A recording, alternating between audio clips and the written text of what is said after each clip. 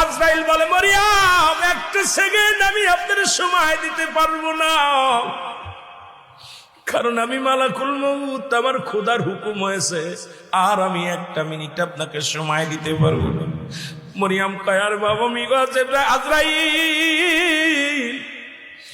আমার কলিজার টুকরা সন্তান যখন ঘরে ফিরে এসে দেখবে আমি মা দুঃখিনী, মা নাই, বড় কষ্ট পাবে কলিজার মধ্যে। একটু সময় আমার দে, আমি আমার ছেলের সঙ্গে দুটি কথা বলে যাই।